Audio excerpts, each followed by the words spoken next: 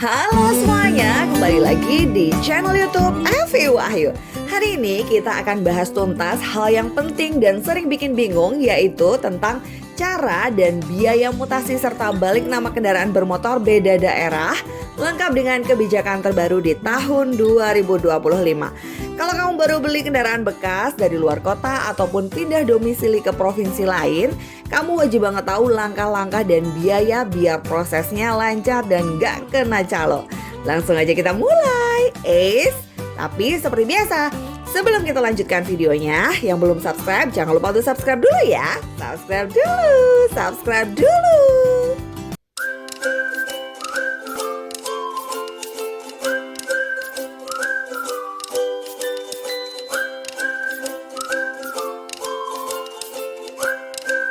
Oke, langsung saja kita lanjutkan videonya ya teman-teman. Kita mulai dari pengertian apa itu mutasi dan balik nama kendaraan. Nah gini, sederhananya teman-teman ya, mutasi kendaraan itu adalah proses memindahkan data kendaraan dari samsat asal ke samsat baru sesuai domisili KTP kamu sekarang.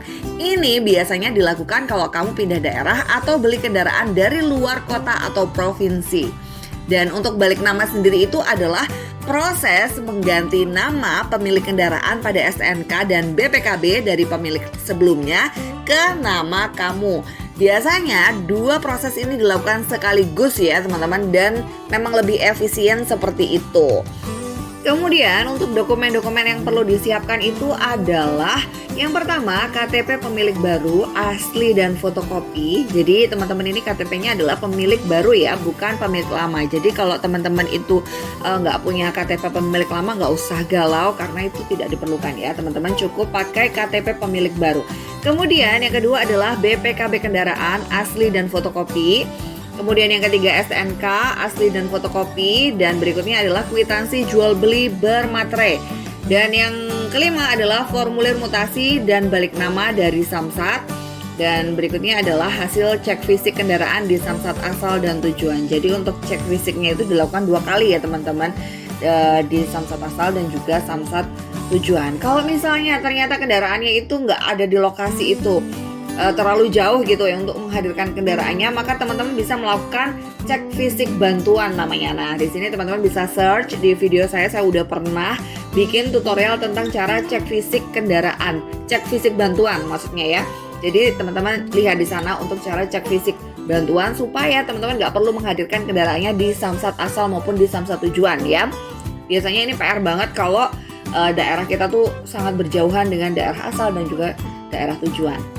Kemudian kita bahas untuk langkah-langkah mutasi dan balik nama ya teman-teman. Ini ada beberapa tahap. Kita bahas di tahap yang pertama dulu, yaitu mutasi keluar, yaitu dari samsat asal. Nah ini di samsat asal ini teman-teman datang aja langsung dengan membawa kendaraannya, lakukan cek fisik kendaraan, digesek nomor rangka dan mesinnya. Kemudian teman-teman melakukan pengasahan cek fisik itu dan ajukan permohonan mutasi keluar ya. Di situ biasanya ada loket-loketnya di situ. Teman-teman tanya aja karena setiap samsat pasti beda ya untuk posisi-posisinya kayak gitu. Maka teman-teman bisa tanya di situ di petugasnya.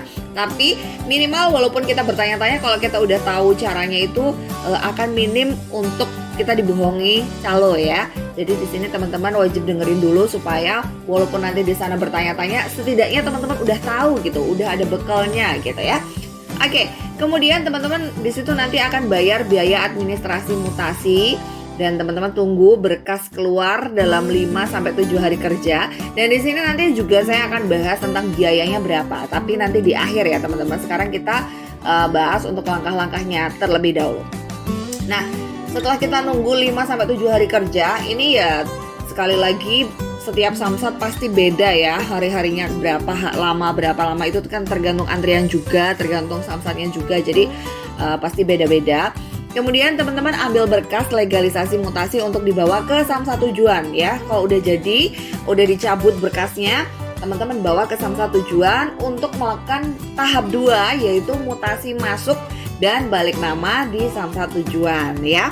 Oke, jadi di samsat asal tadi kita cabut berkas, di samsat tujuan kita melakukan mutasi masuk dan balik namanya. Jadi balik namanya itu dilakukan di samsat tujuan ya teman-teman. Nah, di sini caranya teman-teman datangi Samsat sesuai dengan domisili baru. Nah, teman-teman itu tinggal di mana sekarang? Datangi itu yang terdekat ya. Kemudian teman-teman lakukan cek fisik ulang. Jadi tadi udah cek fisik, sekarang cek fisik lagi. Ini PR banget ya. Seperti yang saya katakan tadi, kalau kendaraannya itu jauh, kita bawa-bawanya itu repot banget. Kemudian ajukan proses mutasi masuk dan balik nama dan serahkan seluruh berkasnya. Nanti di sana ada loketnya, teman-teman tanya aja sama petugasnya. Kemudian teman-teman bisa langsung melakukan bayar pajak kendaraan ya. Kalau misalnya memang belum bayar pajaknya, di sini teman-teman bayar pajak kendaraannya. Kemudian teman-teman juga bayar biaya administrasi dan juga penerbitan dokumen baru seperti STNK baru, BPKB baru gitu ya. Nanti di situ teman-teman bisa langsung ambil STNK dan plat nomor baru sesuai dengan jadwalnya gitu. Nanti biasanya dikasih tahu. Kalau punya saya tuh waktu itu pernah 2 bulan teman-teman STNK jadinya. Tapi kalau untuk plat nomornya tuh biasanya nggak lama, tapi STNK-nya yang agak lama. Tapi ya it's okay, nggak apa-apa. Biasanya kita tuh dikasih surat pengantar gitu loh teman-teman, kayak surat apa kwitansi gitu ya. Jadi walaupun STNK kita belum keluar, tapi kalau misalnya untuk perjalanan gitu tetap aman gitu ya. Apabila ada razia-razia itu teman-teman cukup kasihkan aja, ini loh masih diproses nih loh gitu. Kemudian nanti teman-teman melanjutkan prosesnya itu ke Polres untuk ubah nama di BPKB. Jadi untuk ubah nama BPKB ini nggak di Samsat ya teman-teman, tapi di Polres ya. Nanti teman-teman di sana juga bisa tanya sama petugasnya kalau BPKB itu di mana di sini ngambilnya gitu ya. Intinya kalau teman-teman nggak ngerti, tanya aja karena memang setiap Samsat itu pasti beda ya, nggak akan sama gitu. Yang pasti tapi untuk pencetakan BPKB ini adalah di Polres ya, bukan di Samsat. Oke, kemudian kita bahas kebijakan terbaru di tahun 2025 ini. Ada kabar gembiranya nih teman-teman, yaitu BBNKB-nya itu adalah gratis teman-teman. Jadi mulai 5 Januari 2025 pemerintah resmi menghapus BBNKB. Apa itu BBNKB? BBNKB itu adalah biaya balik nama kendaraan bermotor untuk kendaraan bekas resmi teman-teman ya. Ini digratiskan. Jadi buat kamu yang beli motor atau mobil bekas, kamu tidak perlu lagi membayar BPNKB seperti tahun-tahun sebelumnya. Tapi ingat, BPNKB hanya gratis untuk kendaraan bekas, bukan kendaraan baru ya teman-teman. Meski BPNKB gratis, kamu juga masih perlu membayar beberapa biaya lainnya ya teman-teman. Jadi nggak yang serta-merta gratis semuanya, karena dalam proses mutasi dan balik nama itu bukan hanya biaya BPNKB aja, banyak perintilan biaya-biaya lain. Nah, kita bahas rinciannya sekarang. Oke, kita bahas untuk rincian-rincian biayanya ya teman-teman. Oke, untuk setiap daerah itu pasti beda ya teman-teman. Tapi ini adalah garis besarnya aja, kayak kira-kiranya gitu ya. Nanti untuk realnya di lapangan berapa itu ya mudah-mudahan nggak terlalu beda. Tapi ini secara resmi itu rule-nya itu kayak gini loh untuk perhitungan biayanya teman-teman ya. Oke, untuk motor bekas dulu ya sekarang yang kita bahas. Nanti teman-teman bisa simulasikan sendiri dengan kendaraan teman-teman ya. Oke, di sini ada beberapa komponen yang harus teman-teman bayarkan. Yang pertama itu adalah pajak kendaraan PKB ya. Ini adalah 1-1,5% dari NJKB motor. Nah, biasanya itu sekitar 150.000 sampai 500.000 tergantung kendaraan teman-teman, tergantung cc-nya juga biasanya ya. Kalau kendaraannya mahal ya biasanya mahal, kalau kendaraannya murah gitu ya biasanya lebih murah ya. Jadi ini pajak kendaraan. Kalau teman-teman belum membayar pajak, maka di sini teman-teman dikenai biaya pajak kendaraannya juga. Kemudian SWDK-LLJ, ini asuransi wajib tahunan, biasanya besarannya itu adalah 35.000. Kemudian kita juga dikenakan biaya STNK baru. Di sini kita diterbitkan STNK baru atas nama kita sendiri. Itu biayanya 100.000 ya teman-teman.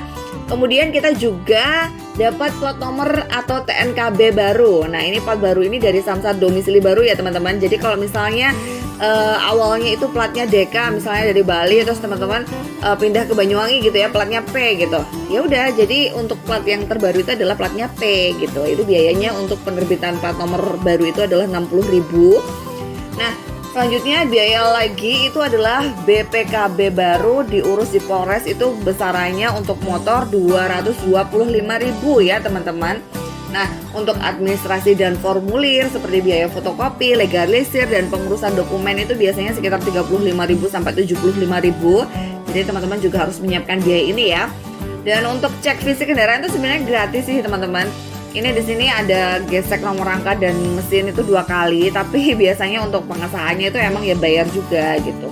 Ya kemungkinan sekitar 50 sampai 100.000 ya, tergantung daerahnya juga kebijakannya gimana. Tapi ada juga kok samsat yang menggratiskan untuk cek fisik ini. Kemudian untuk biaya mutasi keluar dan mutasi masuk ini untuk proses pindah berkas antar samsat itu biasanya biayanya sekitar 150.000 sampai 300.000 ya teman-teman. Jadi total estimasinya itu adalah untuk kita melakukan mutasi dan balik nama kendaraan bermotor atau motor ya, utamanya ini motor bekas itu adalah sekitar 650.000 sampai dengan 1.200.000 gitu, kira-kiranya segitu. Jadi teman-teman nanti simulasikan sendiri kira-kira kendaraan teman-teman itu berapa sih. Jadi teman-teman biar tahu lah real yang mendekatinya itu berapa gitu ya.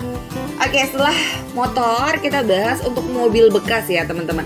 Sama aja sebenarnya untuk komponen-komponennya, tapi memang harganya ada yang berbeda ya. Oke, kita bahas aja. Yang pertama seperti motor juga tadi, untuk mobil itu komponennya ada pajak kendaraan atau PKB.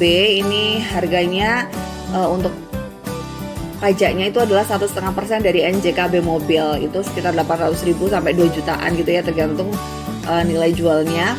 Biasanya juga lebih mahal juga kalau plat nomornya itu unik gitu ya, bagus gitu, biasanya pajaknya juga lebih mahal. Kemudian kita juga bayar SWDK LLJ, asuransi wajib tahunan mobil, itu sebesar 143.000, agak lebih mahal dari motor ya. Kemudian penerbitan STNK baru ini di sini kita juga bayar untuk mobil besarnya 200.000. Terus kemudian untuk penerbitan plat nomor kendaraan baru itu 100.000 untuk mobil. Terus untuk BPKB baru mobil itu adalah 375.000 ya teman-teman. Dan untuk administrasi dan formulir itu seperti kayak fotokopi, legalisir, dan pengurusan lainnya itu ya sama aja sekitar 50.000 sampai 100.000. Kemudian mobil juga ada cek fisiknya ya, dilakukan di 2 samsat itu sekitar 75.000 sampai 100.000-an ya, tergantung samsatnya juga. Dan untuk biaya mutasi keluar dan masuknya untuk pemindahan berkas samsat dari asal ke tujuan itu biayanya untuk mobil sekitar 250.000 sampai dengan 500.000 tergantung samsatnya ya teman-teman ya. Jadi total estimasi untuk mobil itu adalah sekitar 2 juta sampai 3 juta setengah kalau kita nggak pakai calo ya teman-teman. Dan di sini ada catatan penting ya. BPNKB ini tidak dikenakan mulai Januari 2025 ya teman-teman untuk kendaraan bekas. Dan kabar baik ini untuk semua pembeli kendaraan second. Dan untuk pajak kendaraan bisa berbeda tergantung daerah dan NJKB atau nilai jual kendaraan teman-teman. Nah, jika ada tunggakan pajak harus dilunasi dulu sebelum balik nama. Kemudian semua proses bisa diurus tanpa calo, cukup ikuti prosedur resmi di Samsat dan Polres. Nah, untuk plat nomor akan berganti mengikuti domisili baru setelah mutasi. Dan untuk cek fisik kendaraan itu dilakukan 2 kali ya teman-teman, di Samsat asal dan juga di Samsat tujuan. Kalau teman-teman nggak bisa menghadirkan kendaraannya, maka teman-teman bisa lihat video saya tentang cek fisik bantuan. Dan untuk semua pembayaran ini dilakukan di loket resmi Samsat atau bank rekanan, bukan ke calo ya teman-teman. Jadi teman-teman hati-hati banget untuk melakukan pembayaran ini. Nah, kemudian pastikan data-data teman-teman itu cocok ya untuk di KTP, STNK, BPKB agar prosesnya tidak tertunda dan lancar semuanya.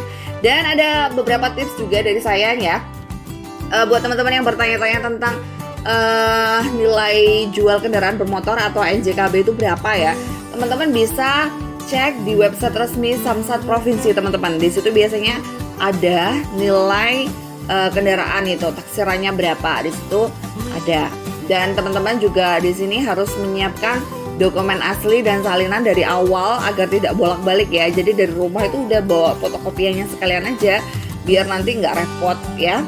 Kemudian teman-teman juga sebisa mungkin hindari biro jasa kecuali teman-teman itu benar-benar tidak punya waktu, karena biayanya bisa berlipat-lipat ya teman-teman. Kecuali teman-teman itu nggak punya waktu, nggak bisa ngurus sendiri, ya udah oke lah kita pakai biro jasa. Tapi kalau kita bisa ngurus sendiri, ya udah kita urus sendiri aja, karena biayanya itu akan sangat besar kalau kita menggunakan biro jasa. Biasanya 2 kali lipat sih teman-teman. Kayak waktu saya mau ganti plat kendaraan itu, biasanya kalau diurus sendiri itu sekitar 500 ribuan gitu ya. Waktu pakai calo tuh 900 ribu kayak gitu. Ya seperti itulah. Ya tapi kita terima beres aja, tinggal kita kasih STNK-nya, kadang kita foto aja udah beres gitu. Nah, kita masuk kesimpulan ya teman-teman. Nah, sekarang ini kesimpulannya adalah proses mutasi dan balik nama kendaraan beda daerah makin mudah, murah dan transparan, terutama karena BPNKB untuk kendaraan bekas sudah gratis ya. Kalau dulu bayar teman-teman, kalau sekarang udah gratis, biaya balik nama kendaraannya, jadi lumayan agak berkurang beban kita untuk melakukan balik nama kendaraan ya. Nah, selama teman-teman tahu dokumen yang dibutuhkan dan langkah-langkahnya, teman-teman bisa urus ini sendiri tanpa keluar biaya tambahan buat jasa atau buat bayar biro jasanya gitu ya. Tapi sekali lagi kalau teman-teman memang nggak punya waktu ya it's okay, pakai biro jasa nggak masalah ya. Jadi gimana? Semoga penjelasan ini bermanfaat buat kamu ya. Kalau teman-teman suka video ini, jangan lupa klik like, tulis pertanyaan di kolom komentar, dan subscribe channel Evi Wahyu untuk info-info berguna lainnya seputar kehidupan sehari-hari. Sampai jumpa di video berikutnya. Bye-bye. Terima kasih udah nonton.